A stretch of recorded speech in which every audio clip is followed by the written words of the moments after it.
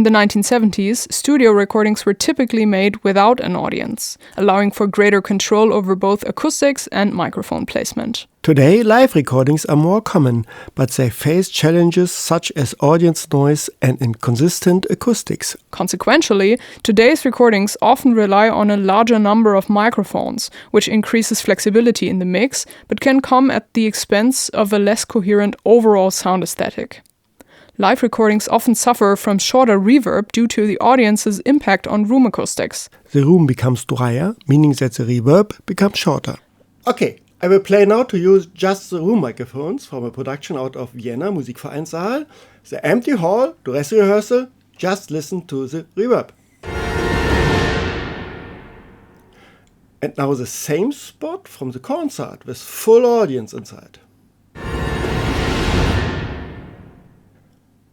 And again, the empty hall with a longer reverb. And the full hall with a shorter reverb.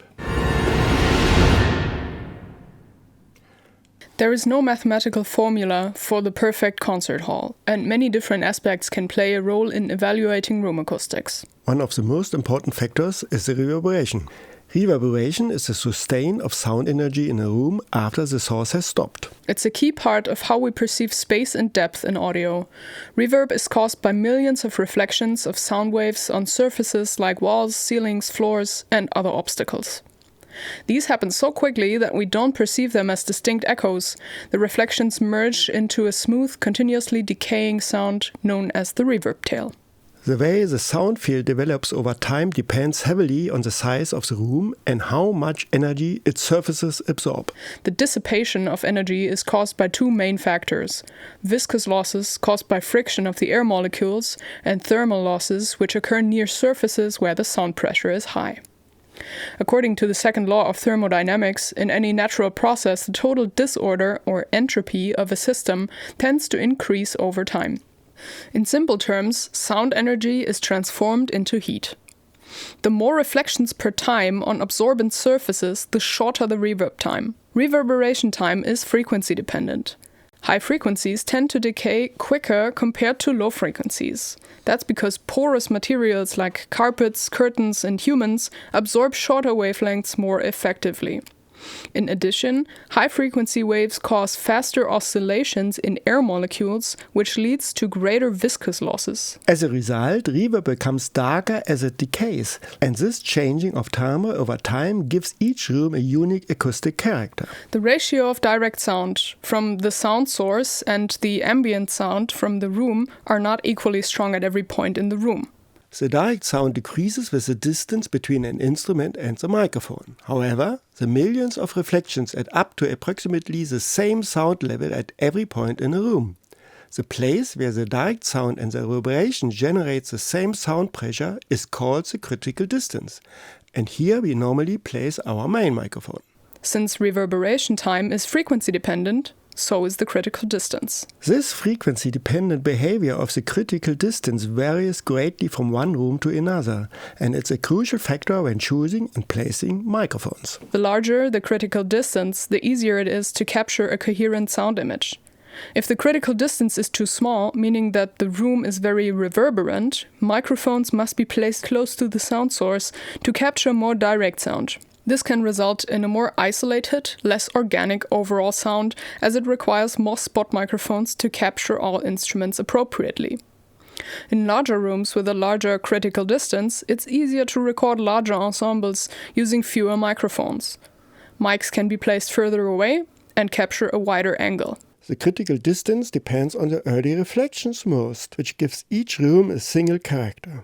In the shower, the reverb time can be relatively long, perhaps as long as in a concert hall, because the surfaces are very reflective. However, in the shower it sounds completely different. Because the early reflections happen a lot faster than in the concert hall, where the sound has to travel a longer distance before it comes back. The delay time and intensity of these early reflections are very important for the musician's interaction. Shoebox-shaped concert halls are generally better in this matter, due to the reflections coming from the side walls. This is why vineyard-style halls like the Berlin Philharmonie or the Elbphilharmonie have acoustic mirrors installed above the stage to compensate for the missing sidewalls. These are for the musicians, not the audience. When we compare the symphony orchestras of Boston, Berlin, and Vienna, we always compare them in connection with a venue. It's difficult to distinguish what difference the hall makes. One room with particularly favorable acoustics is the Jesus Christus Kirche in Berlin-Dahlem. This was already recognized in the 1950s, a time when recordings had to be made with only a few microphones.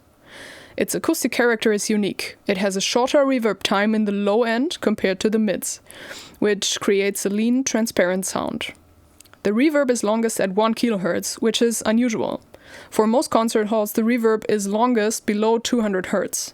I will play now to you something which you can't hear anywhere else. Just the room microphones of 4-track recordings. Please listen carefully to the color of the reverb tail. First we hear the Jesus Christus Kirche.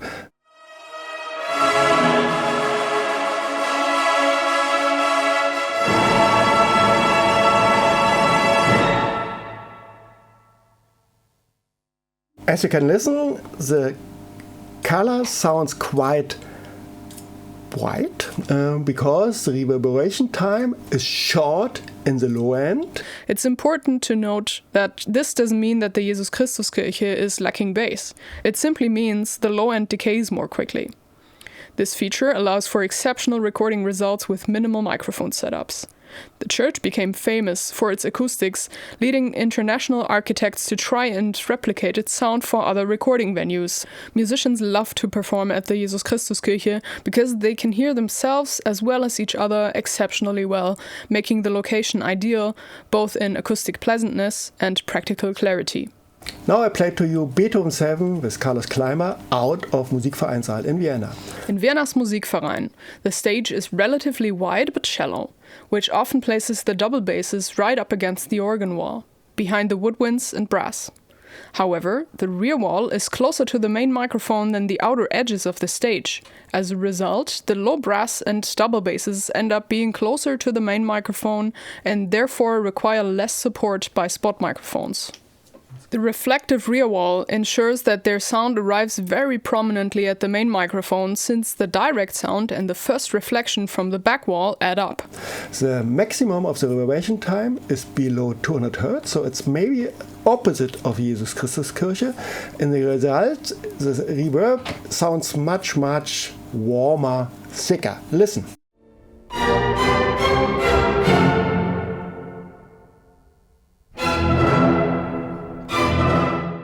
The Boston Symphony Hall also sounds excellent, but it has a relatively long reverberation time. This may contribute to a perceived lack of precision in the ensemble's playing. While its acoustics are very pleasant for the audience, the musicians, especially when seated on the floor, likely struggle to hear each other clearly. Photos show that reflective panels have been installed, presumably to address this issue. The hall's long reverberation time and relatively small critical distance in the low end give the sound a warm and round character. From the listener's perspective, it's very pleasant, but it may be challenging for the ensemble to achieve tonal and rhythmic precision. Please listen to Boston.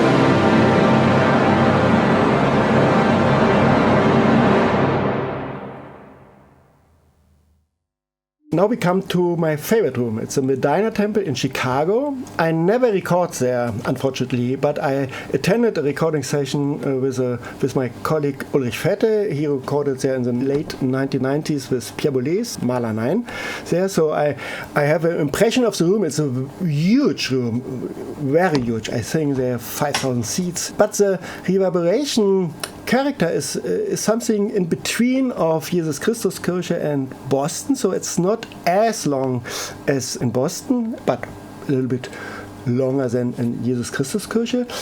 For me, a perfect reverberation time, and it's matched totally good with all kind of orchestra music. So listen to the Modena Temple.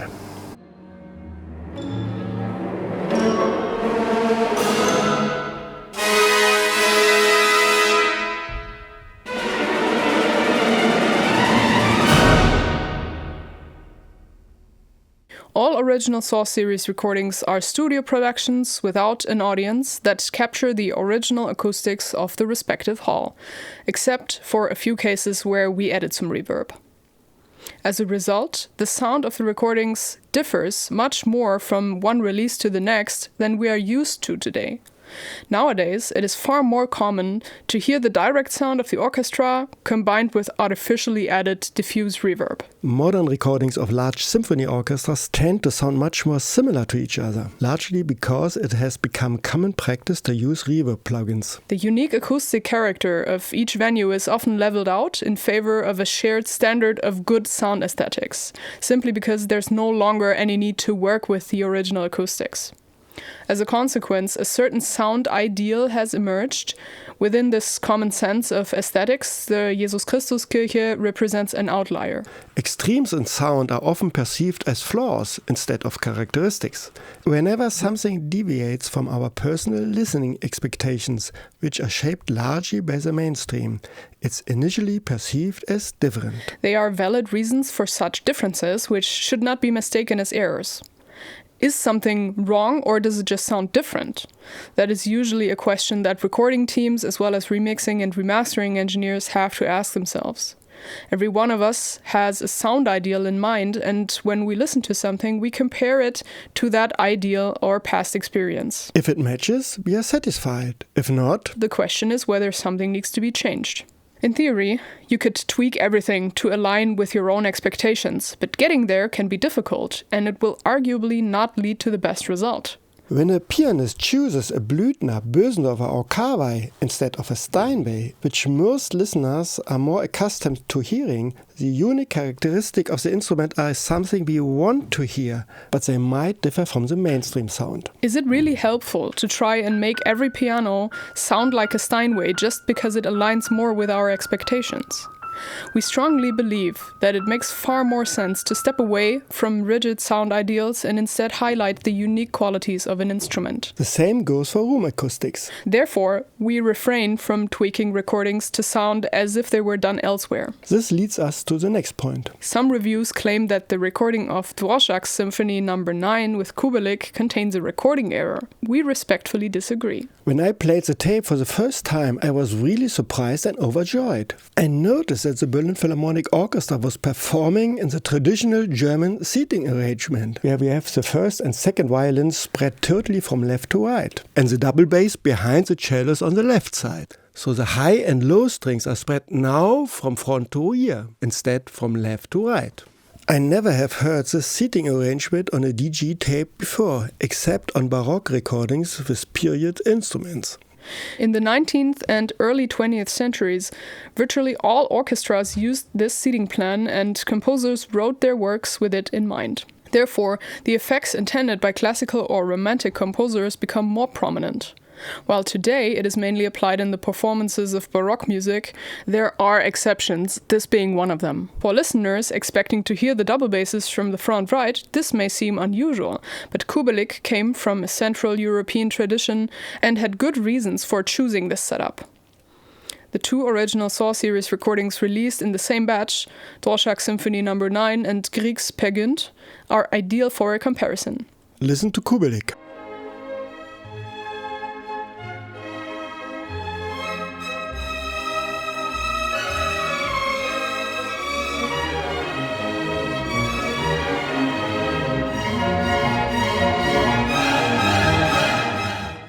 And now Karajan.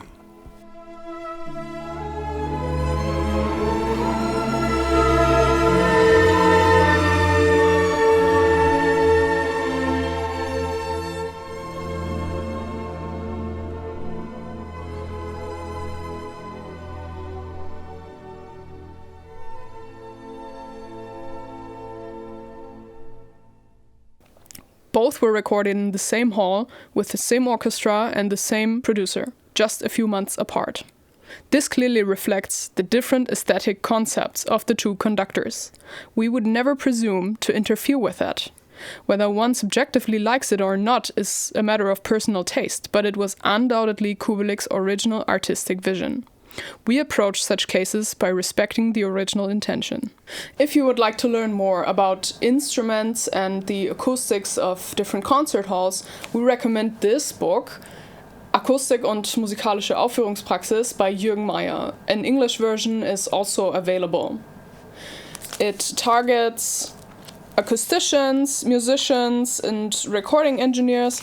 There's some notes in here, and as you can see, there are essays about the different venues and how they behave with an audience and without an audience. It's very interesting, and we warmly recommend this book that was written by one of Rainer's professors when he went to university. However, it is also highly recommended for audiophiles and anyone interested in sound and sound reproduction.